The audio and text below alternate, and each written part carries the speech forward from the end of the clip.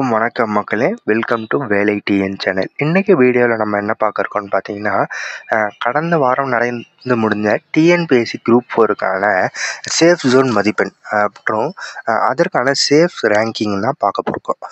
இதில் எப்படி வந்து ஒவ்வொரு வருஷமும் வேக்கன்சிஸ் பிரிக்கிறாங்க, எந்த ரேங்கிங் அடிப்படையில் பிரிக்கிறாங்கன்றது போன்ற அனைத்து செய்திகளையும் இந்த வீடியோவில் நம்ம பார்க்க இருக்கோம்.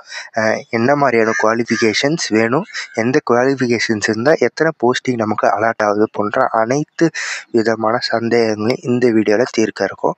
வாங்க வீடியோக்குள்ளே போகலாம். இந்த வருஷம் வேக்கன்சிஸை பொறுத்த வரைக்கும் பாருங்கள், வேக்கன்சிஸை பொறுத்த வரைக்கும் 3935 கொடுத்துருக்காங்க. ஓகேங்களா? இதில் வந்து விஏஓக்கான வேக்கன்சிஸ் எத்தனை இருக்குன்றதை பாருங்கள். விஏஓக்கான போஸ்டிங் வந்து 215 போஸ்டிங் வந்து கொடுத்துருக்காங்க. அடுத்தது பாருங்கள், ஜேஏ அதாவது ஜூனியர் அசிஸ்டன்ட் மற்றும் கிளர்க்கு போஸ்ட். இது வந்து செக்ரட்டரியல், நான் செக்ரட்டரியல், மினிஸ்ட்ரல்ட்டு ஒவ்வொரு டிபார்ட்மெண்ட்ஸுக்கும் இருக்கும். அது மொத்தமாக எத்தனை இருக்குதுன்னு பார்த்தீங்கன்னா 1754 வேக்கன்சிஸ் வந்து வெளியிட்டிருக்காங்க. அடுத்தது ஜூனியர் ரெவன்யூ இன்ஸ்பெக்டர். ஓகேங்களா? இதுக்கு போஸ்டிங் பார்த்தீங்கன்னா 239. ஓகேங்களா? அடுத்தது பார்த்தீங்கன்னா டைப்பிஸ்ட்டை பொறுத்த வரைக்கும் both higher and lower both English and Tamil வச்சுருக்கணும். மொத்தமாக 1100 வேக்கன்சிஸ் இதில் விட்டுருக்காங்க. அடுத்தது ஸ்டெனோ பொறுத்த வரைக்கும் பார்த்திங்கன்னா கரெக்டாக வந்து 368 ஸ்டெனோ வந்து விட்டுருக்காங்க. ஓகேங்களா? இது வந்து இப்போ வந்து மொத்தமாக 215 வேக்கன்சிஸ் விஏஓவில் இருக்குது. இது வந்து எப்படி பிரிப்பாங்க அப்படின்னு பார்த்தீங்கன்னா, ஜென்ரல் கேட்டகிரிக்கு 31%, கம்யூனிக்கல் ரேங்கிங்க்கு 69% இப்படி தான் வந்து பிரிப்பாங்க. ஓகேங்களா? இந்த கம்யூனிக்கல் ரேங்கிங்கில் பார்த்தா ஒவ்வொரு கேட்டகிரிஸ் இருக்கும். பிசி இருக்கும், எம்பிசி இருக்கும், எஸ்சி எஸ்டின்னு இருப்பாங்க, அப்புறம் விடோ பீப்புள்ஸ் இருப்பாங்க, டிசபிள் பீப்புள்ஸ் இருப்பாங்க. ஸோ இது மாதிரி ஒவ்வொரு கம்யூனிக்கல் ரேங்கிங் இதுக்குள்ளாரே நிறைய வேறுபட்டு இருக்கும். அது வந்து மொத்தமாக 69%. ஜென்ரல் கேட்டகிரிஸ் அதாவது பியூர்லி மெரிட்டட் கேண்டிடேட்ஸ் வந்து 31% எப்பயுமே வந்து பிரிப்பாங்க. இது எதுக்கெல்லாம் பொருந்துன்னு பார்த்தீங்கன்னா, அனைத்து போஸ்டிங்குமே விஏஓ 215னா அதையும் அதே மாதிரி தான் டிவைட் பண்ணுவாங்க. ஜூனியர் அசிஸ்டண்ட்டும் அதே மாதிரி தான், ஜூனியர் ரெவன்யூ இன்ஸ்பெக்டர் இது போன்ற அனைத்து இங்கே கொடுக்கப்பட்டிருக்க அனைத்து வேக்கன்சிஸுக்கும் இப்படி தான் வந்து இவங்க ஷெட்யூல் வந்து பண்ணுவாங்க. ஓகேங்களா? வேக்கன்சிஸ் அலாட்மெண்ட்டு இந்த அடிப்படையில் தான் உங்களுக்கு எப்பயுமே இருக்கும். அடுத்ததாக பார்த்தீங்கன்னா ஃபாரஸ்ட் ஆஃபீஸர்ஸ்.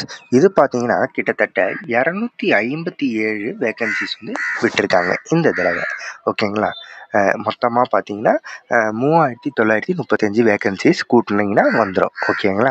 இப்போ நம்ம என்ன பார்த்துருக்கோன்னா, வேக்கன்சிஸ் எந்தெந்த டிபார்ட்மெண்ட்டில் இருக்குது, இதுக்கு வந்து எவ்வளோ கம்யூனிக்கல் ரேங்கிங், ஜென்ரல் கேட்டகிரிஸ் பிரிப்பாங்கன்றதை பார்த்துட்டோம்.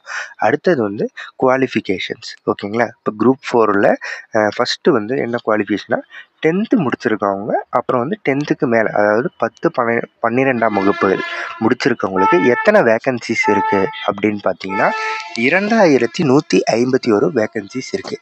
இதில் என்னென்னலாம் அடங்கும்னு பார்த்தீங்கன்னா, இந்த விஏஓ கேட்டகிரிஸ், அசிஸ்டன்ட் கேட்டகிரிஸ்லாம் வந்து இதில் அடங்கும். ஸோ உங்களோட பியூர் குவாலிஃபிகேஷன் வந்து 2151. நீங்கள் 10th 12th முடிச்சிருந்தாலே இவ்வளோ போஸ்டிங்ஸ் வந்து இப்போ வரைக்கும் இவங்க கொடுத்துருக்காங்க. ஓகேங்களா? ஸோ இதிலே நீங்கள் வந்து கனெக்ட் பண்ணி பார்த்துக்க வேண்டியது தான். உங்களோட கம்யூனிக்கல் ரேங்கிங்கும் உங்களோட அதாவது ஓவரால் ரேங்கிங்கும் எவ்வளவு இருக்குன்றத இதன் அடிப்படையிலே பார்த்தீங்கன்னா உங்களுக்கு வந்து தெரிஞ்சிடும். ஸோ உங்களோட ரேங்கிங் இதுக்குள்ளார ஷார்ட் லிஸ்ட் ஆச்சுன்னா உங்களோட குவாலிஃபிகேஷன் 10th மற்றும் 12th இருந்து வேறு எந்த ஒரு டைப்பிஸ்ட்டோ எதுவுமே தேவையில்லை.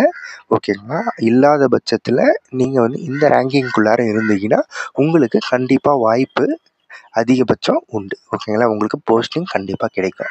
அதேபடி நீங்கள் வந்து ஒரு டிகிரி ஸ்டாண்டர்ட் முடிச்சிருந்தோம், கோஆப்ரேட்டிவ் ட்ரைனிங் முடிச்சிருந்தோம், சிஓஏ கம்ப்யூட்டர் அப்ளிகேஷன்ஸ் முடிச்சிருந்தோம் நீங்கள் வச்சுருந்தீங்கன்னா உங்களுக்கு ஒரு போஸ்டிங் இருக்குது. ஓகேங்களா? இந்த 3மே சர்டிஃபைடு கரெக்டாக முடிச்சு வச்சுருந்தீங்கன்னா உங்களுக்கு ஒரு போஸ்டிங் இருக்குது. கோஆப்ரேட்டிவில் உங்களுக்கு ஒரு போஸ்டிங் இருக்குது. ஓகேங்களா? அடுத்த ஸ்டாண்டர்ட் பாருங்கள், டிகிரி டைப்பிங் வந்து போத் ஹையர் அண்ட் லோயர் ரெண்டுமே முடிச்சு வச்சுருக்கீங்கன்னா உங்களுக்கு மொத்தமாக 3 போஸ்டிங்ஸ் வந்து இதில் எலிஜிபிலிட்டி இருக்குது. ஓகேங்களா?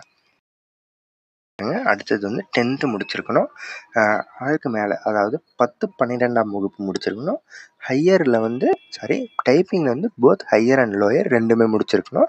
ஷார்ட் ஹேண்ட் அதேமாதிரி ஷார்ட் ஹேண்ட் முடிச்சிருந்தீங்கன்னா உங்களுக்கு எத்தனை இருக்குதுன்னு பார்த்தீங்கன்னா 4 குவாலிஃபைட் போஸ்டிங்ஸ் உங்களுக்கு இந்த குரூப் 4ல் இருக்குது. ஓகேங்களா. அடுத்தது வந்து அதேமாதிரி 10 அல்லது 12ஆம் வகுப்பு டைப்பிங், ஷார்ட் ஹேண்ட், COA இது 4மே முடிச்சிருந்தீங்கன்னா உங்களுக்கு 336 போஸ்டிங் இருக்குது. ஓகேங்களா. நீங்கள் இந்த 4 போஸ்டிங் அதாவது 10, 12ஆம் வகுப்பு தேர்ச்சி பெற்றிருந்தோம், typing both higher and lower, COA, shorthand முடிச்சிருந்தீங்கன்னா மொத்தம் 336 போஸ்டிங் உங்களுக்கு இருக்குது. ஓகேங்களா. அடுத்தது பாருங்கள், டிகிரி ஸ்டாண்டர்ட் முடிச்சிருக்கணும், typing, COA and shorthand இது எல்லாமே முடிச்சிருந்தீங்கன்னா உங்களுக்கு 14 வேகன்சிஸ் இதில் இருக்குது. ஓகேங்களா. அடுத்தது பாருங்கள், டிகிரி ப்ளஸ் COA இது வந்து டெக்னிக்கல் எஜுகேஷன் கவர்மெண்ட்டால் கொடுத்துருக்கிறது. முடிச்சிருந்தீங்கன்னா உங்களுக்கு 71 வேகன்சிஸ் இருக்குது. பொல்யூஷன் கண்ட்ரோல் போர்டு, எலெக்ஷன் கமிஷன்ட்டு உங்களுக்கு இதில் இருக்குது. ஓகேங்களா. இது பாருங்கள், டிகிரி ப்ளஸ் டெக்னிக்கல் எஜுகேஷன் முடிச்சிருந்தீங்கன்னா அதுவும் சர்டிஃபைடு ஒன்றா இருக்கணும். ஓகேங்களா. இது வந்து தமிழ்நாடு கவர்மெண்ட் கொடுத்த சர்டிஃபைடு இதுவாக இருக்கணும். இந்த சர்டிஃபிகேட் இருந்துச்சுன்னா 71 போஸ்டிங் வந்து உங்களுக்கு இருக்குது. ஓகேங்களா. இதிலே வந்து ஒரு சில பேருக்கு சந்தேகம் வரும், சார் நான் வந்து டிகிரி முடிச்சிருக்கேன், டைப்ரைட்டிங் முடிச்சிருக்கேன், ஷார்ட் ஹேண்ட் முடிச்சிருக்கேன், அது மட்டும் இல்லாமல் COAவும் முடிச்சிருக்கேன், நான் வந்து VAOக்கு இது பண்ணலாமான்னு கேட்டிங்கன்னா கண்டிப்பாக பண்ணலாம். நீங்கள் வந்து நான் சொன்ன மாதிரி ஸ்டார்டிங்கில் இருந்த மாதிரி VAOக்கு தான் ஃபஸ்ட்டு கேட்டகிரி. ஸோ நீங்கள் கம்யூனிக்கல் ரேங்கிங்லேயும் அல்லது ஓவரால் ரேங்கிங்கில் டாப்பில் இருந்தீங்கன்னா உங்களுக்கு ஃபஸ்ட்டு ப்ரிஃபரன்ஸ் VAOக்கு தான் கொடுப்பாங்க. ஸோ நீங்கள் வந்து TNPSC ஆஃபீஸில் போயிட்டு இன்டர்வியூ அட்டன் பண்ணும்போது நீங்கள் அங்கேயே வந்து செலெக்ஷன் பண்ணுற மாதிரி இருக்கும். ஸோ உங்களுக்கு ஃபஸ்ட்டு ப்ரிஃபரன்ஸ் அது வரும். ஓகேங்களா. உங்களுக்கு ப்ரிஃபரன்ஸ் அது ஓப்பனில் இருக்கும், நீங்கள் அதுக்கு செலக்ட் பண்ணிங்கன்னா உங்களுக்கு தான் அந்த வேலை வாய்ப்பு கிடைக்கும். ஸோ ஓகேங்களா. இதில் வந்து 10th அண்ட் 12th மட்டும் முடிச்சு இல்லைனா டிகிரி ஸ்டாண்டர்ட் மட்டும் முடிச்சு வச்சுருக்கேன் அப்படின்றவங்களுக்கு வந்து இது வந்து ரொம்பவே ஒரு கஷ்டமானது தான். ஏன்னா இங்கே வந்து இப்போ பார்த்தீங்கன்னா எல்லாருமே வந்து டைப்பிங் முடிச்சிட்டாங்க. ஸோ ஃபஸ்ட்டு எடுத்தோடனே அவங்க தான் கம்யூனிக்கல் ரேங்கிங்கில் இருக்காங்கன்னா போஸ்டிங் எது ஹையரோ அதை தான் ஃபஸ்ட்டு அவங்க ப்ரிஃபர் பண்ண பார்ப்பாங்க. ஸோ நீங்கள்லாம் வந்து அதிகபட்சம் ஷார்ட் லிஸ்ட் ஆகிறது தான் வாய்ப்பு இருக்குது. ஏன்னா டைப்பிங் முடித்தவங்களாம் அதையே எடுத்துருவாங்க. ஓகேங்களா.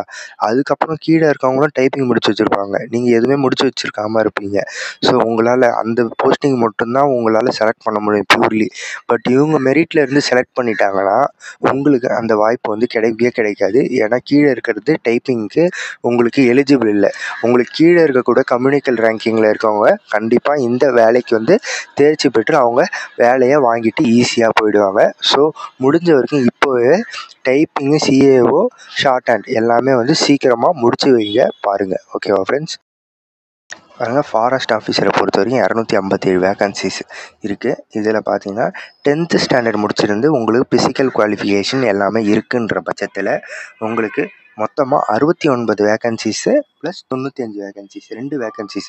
ஓகேங்களா. 10th குவாலிஃபிகேஷன் ப்ளஸ் உங்களுக்கு கண்டிப்பாக ஃபிசிக்கல் குவாலிஃபிகேஷன் இருக்கணும். ஓகேங்களா. 12th வந்து பியூர் பயாலஜி எடுத்திருந்தீங்கன்னா உங்களுக்கு 77 வேகன்சிஸ் இதில் இருக்குது. அடுத்தது 12th பயாலஜி எடுத்திருந்தோம் உங்களுக்கு லைசன்ஸ் இருக்குது, ஃபஸ்ட் எய்டு சர்டிஃபிகேட் இருக்குன்னா உங்களுக்கு மொத்தமாக 35 வேகன்சிஸ் இந்த ஃபாரஸ்ட் ஆஃபீஸர்ஸில் உங்களுக்கு அலாட் பண்ணுறதுக்கு போஸ்டிங்ஸ் அலாட் பண்ணியிருக்காங்க. ஸோ இதுக்கு மேஜராக பார்த்தீங்கன்னா ஃபிசிக்கல் வந்து முக்கியம். ஓகேங்களா. ஸோ ஆல்ரெடி நம்ம வந்து செலக்ட் பண்ணியிருப்போம், எல்லா கேட்டகரியும் கொடுத்துருப்போம், இல்லை ஃபாரஸ்ட் ஆஃபீஸர் ஒரு சில பேர் கொடுக்காமவும் நம்ம இருந்திருப்போம். ஓகேங்களா. அதன்படியில் நீங்கள் வந்து ஒரு ஃபாரஸ்ட் ஆஃபீஸருக்காக பார்த்துட்ருக்கீங்கன்னா உங்களுக்கான குவாலிஃபிகேஷன் இதுதான். 10th முடிச்சிருந்தீங்கன்னா உங்களுக்கு 69 ப்ளஸ் 95 வேகன்சிஸ் இருக்குது. 12th பயாலஜி முடிச்சிருந்தா 77 வேகன்சிஸ். அது கூடயே உங்களுக்கு heavy driving licence plus first aid certificate இருந்துச்சுன்னா உங்களுக்கு 35 வேகன்சிஸ் இதில் இருக்குது. ஓகேங்களா. நீங்கள் ஒவ்வொரு வேகன்சிஸும் நான் பிரித்து சொல்லியிருக்கேன். இதிலே வந்து கம்யூனிக்கல் ப்ளஸ் ஜென்ரல் ரெண்டுத்தையும் பிரிச்சுக்கோங்க. 31 ப்ளஸ் 69% பிரிச்சுக்கோங்க.